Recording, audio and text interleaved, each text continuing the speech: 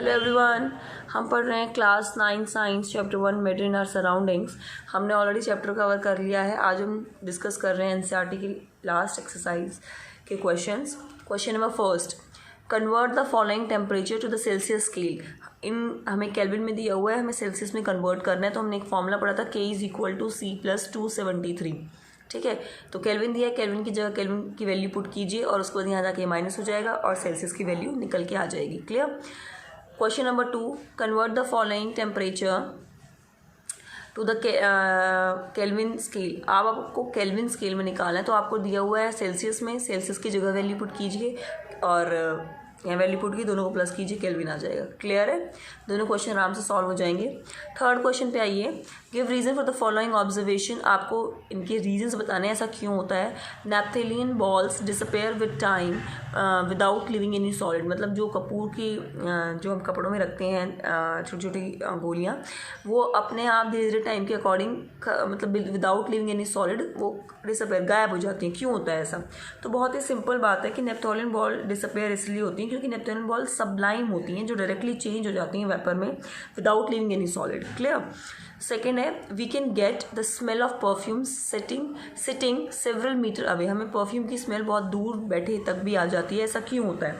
बहुत ही सिंपल है, क्योंकि परफ्यूम कंटेन्स वॉलेटाइल सॉल्वेंट। उसके अंदर वॉलेटाइल सॉल्वेंट होता है, मतलब गैशियस पार्टिकल्स होते हैं उसके अंदर जो हाई स्पीड में मूव करते हैं। मतलब गैस की आपको प्रॉपर्टीज़ लिखनी है, घुमा के आपसे क्वेश्चन पूछा गया है। ठीक है, तो गैस की जो पार्टिकल्स होते हैं वो हाई स्पीड में मूव करते हैं और लार्ज स्पेस होता है उनके बीच में और डिफ्यूज करते हैं जल्दी and can reach people sitting several metres away.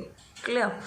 Question number 4, arrange the following substance in increasing order of forces of attraction between the particles. आपको ना, अगर आपने नोट्स ढंग से पढ़े होंगे तो बहुत क्लियर, बहुत डीप क्वेश्चंस हैं जो आपको पता होना चाहिए। इंक्रीजिंग ऑर्डर का मतलब सबसे कम, फिर ज़्यादा, फिर उससे ज़्यादा।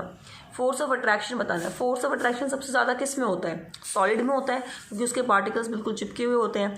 उसके बाद लिक्विड में होता है, उसके बाद गैस में होता है। तो मतलब आपको सबसे कम किस में है पहले वो बताना है, फिर उससे ज़्यादा, फिर उससे ज़्यादा। गैस कौन है सबसे कम? ऑक्सीजन, फिर लिक्विड वाटर, फिर sugar. Clear. Okay, now question number 5, what is the physical state of water. ये हमने नोट्स में पढ़ा है। 25 डिग्री सेल्सियस पर वाटर क्या है, कैसी स्टेट होती है उसकी? लिक्विड। 0 डिग्री सेल्सियस पर आइस, मतलब सॉलिड हो जाता है वो। ठीक है, बिल्कुल पूरा, और मेल्ट भी हो जाता है। और 100 डिग्री सेल्सियस पर ये हमारा क्या होगा? लिक्विड भी है और गैस भी है। ठीक है। Give 2 reasons to justify. Question number 6 देखते हैं, 2 रीजन बताओ।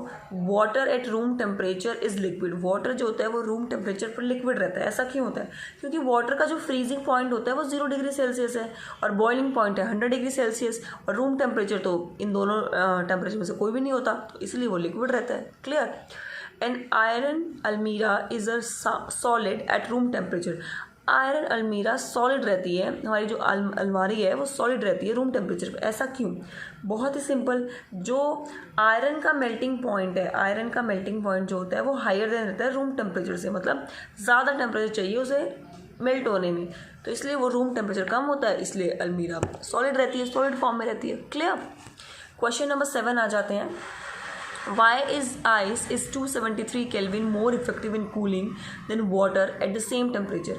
भाई आइस में ज़्यादा इफेक्टिव रहता है वाटर। अगर वाटर और आइस का सेम टेम्परेचर करें 273 केल्विन, तो आइस जो है वो ज़्यादा कूल है वाटर से। ऐसा क्यों होता है? क्योंकि भाई आइस के अंदर एब्जॉर्ब हुई होती है हीट एनर्जी, और लेटेंट हीट एब्जॉर्ब होती है from the medium to overcome the heat of fusion to become water. तो कूलिंग इफेक्ट जो होता है इसका वो ज़्यादा रहता है वाटर से at the same temperature, because water doesn't observe this extra energy from the medium. ठीक है, क्योंकि वाटर के अंदर एक्स्ट्रा एनर्जी नहीं रहती, यहाँ लेटेंट एनर्जी रहती है, लेटेंट हीट रहती है, जिसकी वजह से यहाँ कूलिंग इफेक्ट ज़्यादा रहता है। Clear. Question number 8, what produce more severe Burns, boiling water और स्टीम। मतलब किससे ज़्यादा जलन होगी आपको, बॉइलिंग वाटर से या स्टीम से ज़्यादा तकलीफ देगा?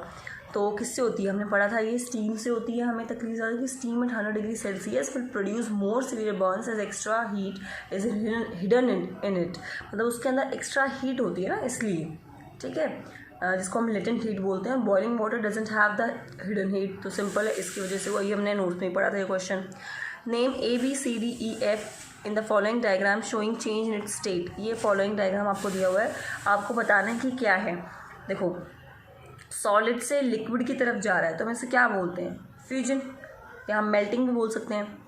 ठीक है, लिक्विड से हमारे पास आ रहा है सॉलिड के पास, तो हम क्या बोलेंगे?